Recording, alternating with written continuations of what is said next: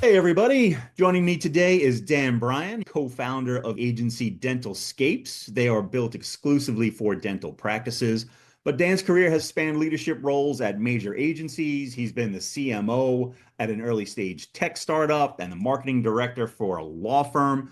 But really what's compelling, most compelling really, is the shift that he made in founding his agency, co-founding it, to be smaller, more focused, and Dan, in your words, better. So I am pumped to talk Yeah. about that. I do think smaller can definitely be better. So Dan, welcome to the show.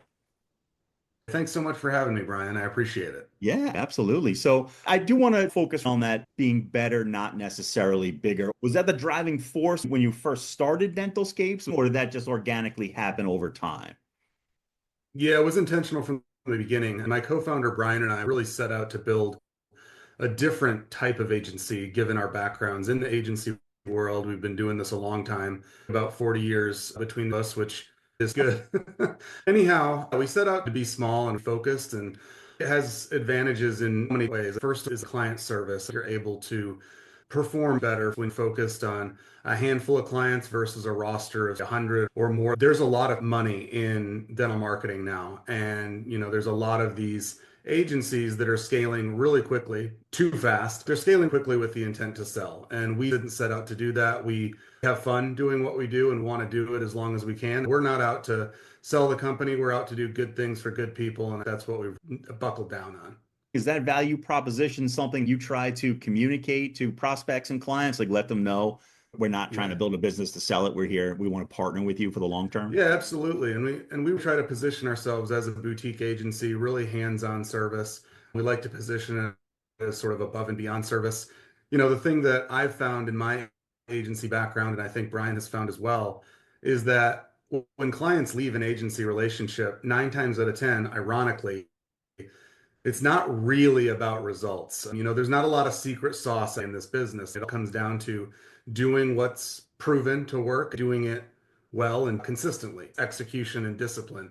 In my experience, clients don't leave agencies because they're unhappy with results. There are rocky months for sure where things can get a little dicey. But most clients, in my experience, are leaving because of one of two things or both. And that's communication or lack thereof and transparency. And we strive to solve both problems in operating our company. Yeah, I agree with you. Being a part of bigger agencies and seeing those relationships dissolve, it almost never has to do with results. Maybe sometimes a new It's person really, on board at the client, communication is critical. Were there any moments when you were at the big agency that like kind of pushed you to like take that leap and start fresh and build it a different way? yeah, I think so. I've been through the ringer within the agency world, been in all kinds of roles, like you mentioned at the outset. I've been a social media strategist to start out with. I moved into an account manager role. I did something that within the larger agencies, that environment is called account planning.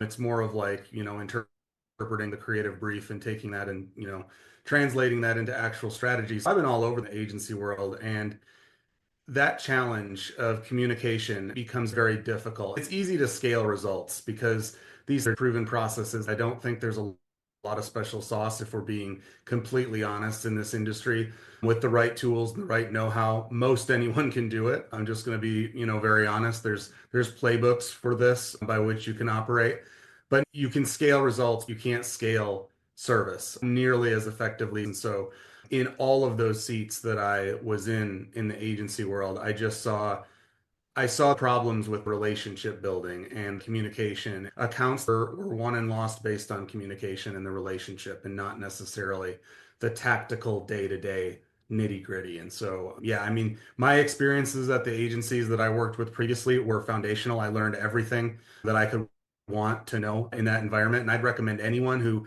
long term has the dream of starting an agency to start in another agency and work through and learn it in the trenches. It really informed me and my philosophy as we set out to start this business. And I think the same is true of my co-founder, Brian. Was there anything when you set off to build Dentalscapes, challenging assumptions at a bigger agency? Was there anything that kind of surprised you, right? Or maybe there was something where you were like, oh, maybe the big agency has this right, or they did it this way, and now I see Yeah. why. Or something like you knew, no, this is crazy. Why would anybody do it that way? Well, I think one page we can definitely take from the bigger agency playbook is just that. It's a playbook. It's making sure you have your SOPs and processes in place.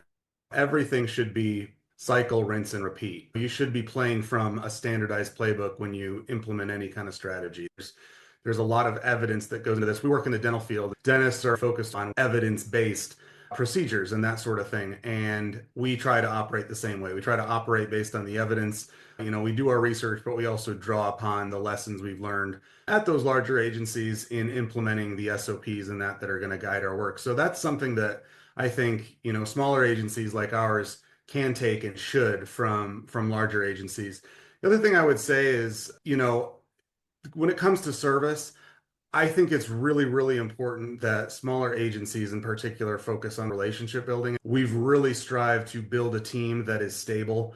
It's shocking to me. Well, I guess it's not shocking, but it never ceases to amaze me when I talk with dentists day to day and they relate to me, having to cycle through 3, 4, 5 account managers in 1 or 2 years. That's an endemic problem in the agency world we wanted to address.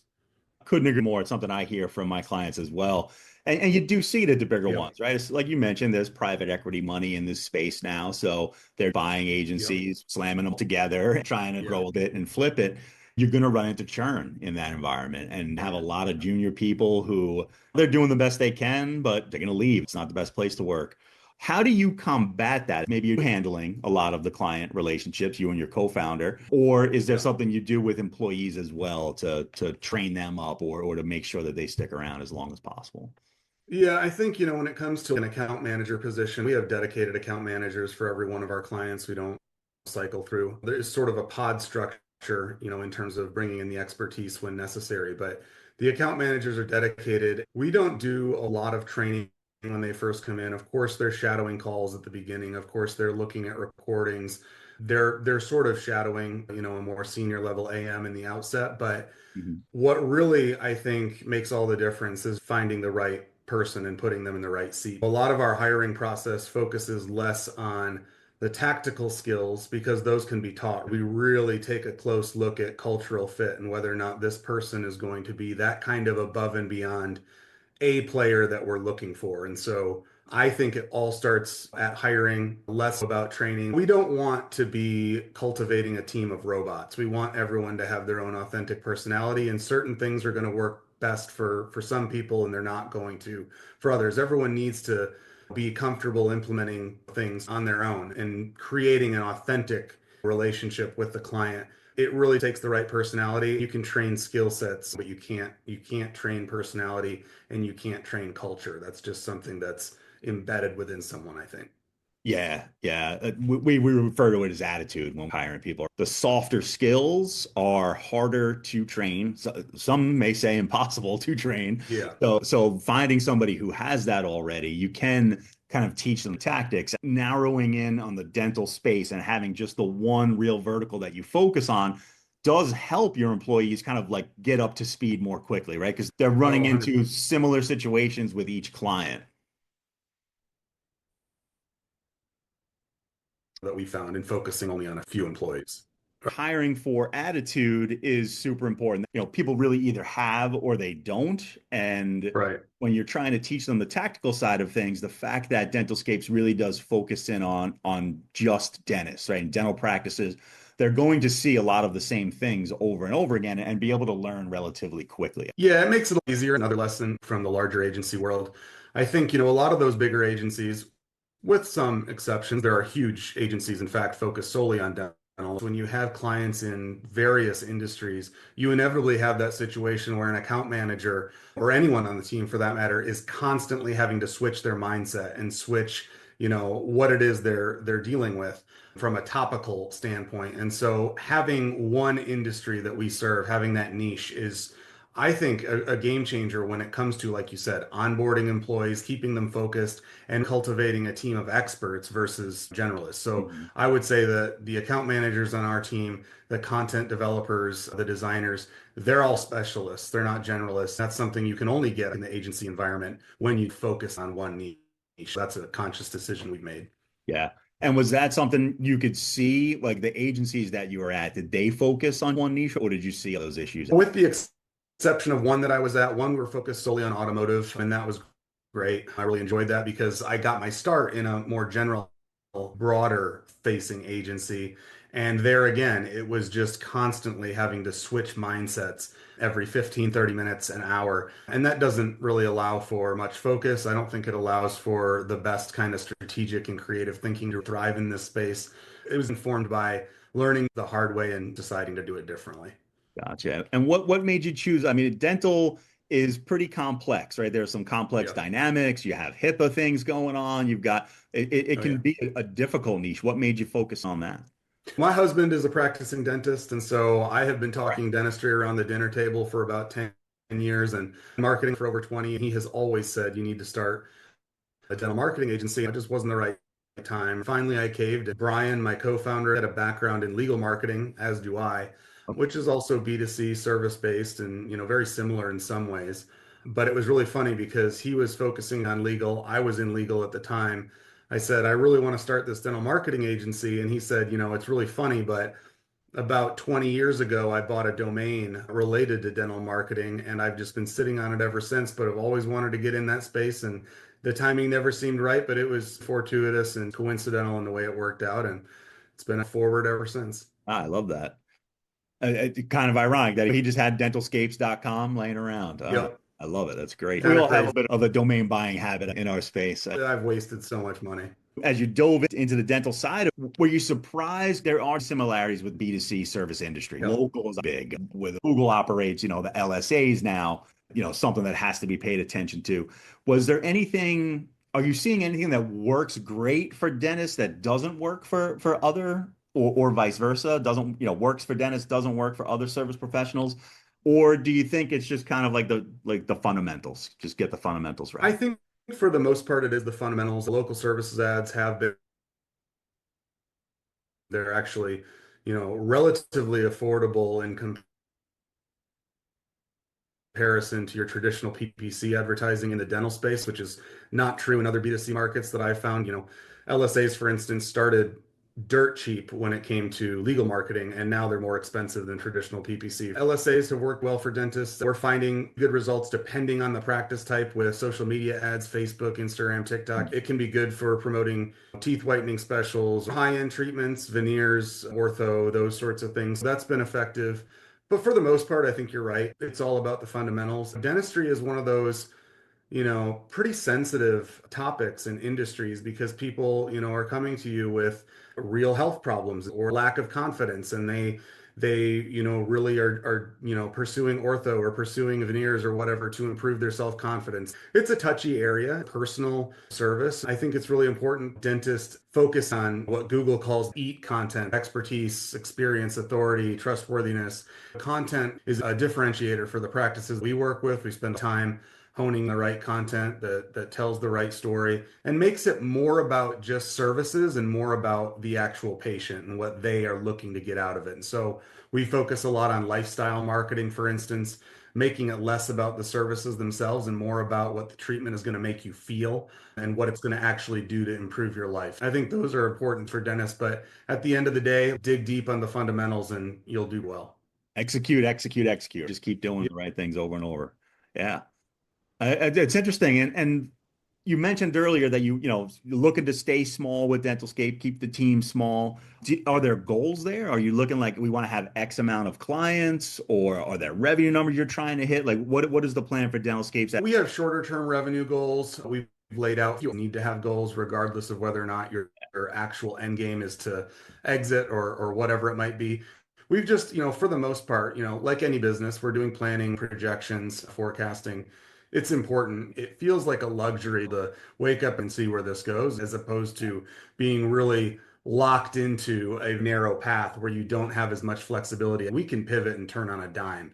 Just last week, we decided to start investing in developing our own technology. And, that's something that you can't always do when you don't have that kind of runway. So it's exciting to have more flexibility. But yeah, of course, we have goals and we like to grow, of course. It's not that we don't want to grow. I'd like to have twice the number of clients by the end of next year. But we're not hell bent on a huge dollar exit at some point. We want to focus on getting the right people in the right seats. It sounds cheesy, but it's doing good things for good people, and that's what we want to do. It's smart growth, right? Instead Yep, of growth at all costs. You 100%. definitely That's a good way of saying it. see that in a lot of agencies, and people just running around like chicken without a head, trying to get everything done, Yes. and things slip through the cracks. It sounds like you've got that under control. Whenever you position yourself as a boutique agency and lead with service, results are first in class, and we're proud of that. But we're also very proud of the fact that we do offer what I call above and beyond or white glove client service. And that's a hard thing to sell when you're on a sales call with a potential client. It's hard to say, hey, we're going to do communication and transparency differently than what you've experienced before. People are going to be like, yeah, well, that's what they told me the last time too. But the way we sell it, and I think the best way to sell it is we just leave retention rate. And I think that speaks for itself. 100%. Is there something you do in your relationships or deliverables that help clients feel like these guys are different, really walking the walk? Yeah, we set a strict expectation for follow-up and turnaround time. I have testimonials. We do a lot of video testimonials. I've got great ones, multiple clients. And, in one of them's words, he's just like, the turnaround time is lightning fast. And that's what we strive for. I talk to dentists all day. And so many say, hey, I had a new photo that I wanted on my bio page and it took 4 days to turn it around. Like that's ridiculous. We have a very strong expectation for turnaround time, whether it be deliverables, but also just in responding to communication and making it clear that we've received the message, we're on it. People like knowing that they've been heard. And so we have an expectation to do that within an hour as soon as we get the email or the text or whatever it is that the client is sending us. We set checkpoints every week or touch points rather, that the client is going to hear from us. And you're not just hearing from your account manager, by the way, you are going to hear from Brian, myself, co-founders. It's a personal touch. I like to know the ins and outs of every client that we have, and I like to know their personalities, what's really motivating them. And we take the time, I think, to reach out, even if it's not something that's mission critical for the success of the project. We just want to make sure folks feel they can get a hold of us anytime. Is there anything on the horizon you're looking at like, okay, I need to really keep my eye on this. This could affect either what you do internally at the agency or with your clients, the dentists themselves. 100%. I mean, AI is taking over every industry, obviously. Dentistry is no exception. There's some amazing clinical opportunities for AI in dentistry now. There's so many opportunities to improve efficiency and impact in online marketing with AI. We're leveraging AI tools. The technology I was just referencing that we're going to build out internally has a lot to do with that. I'm not scared of AI. On the podcast I do, we did an episode on this. I think it's overblown, if only in that it's something that's going to make everyone a lot more productive. It's not necessarily, I don't think, going to radically reimagine the economy. I think it's going to allow everyone to be more productive and get more done. We can do better things for clients now with AI, whether it's lead classification, qualification, whether it's, AI powered chatbots or even live reception. It's pretty amazing the things that you can do within the marketing world now. And in particular, there's a lot we can do with automated text follow-ups to convert more leads. Ultimately, that's going to make life easier for every marketing agency and make the results better for every client. So I'm excited about it.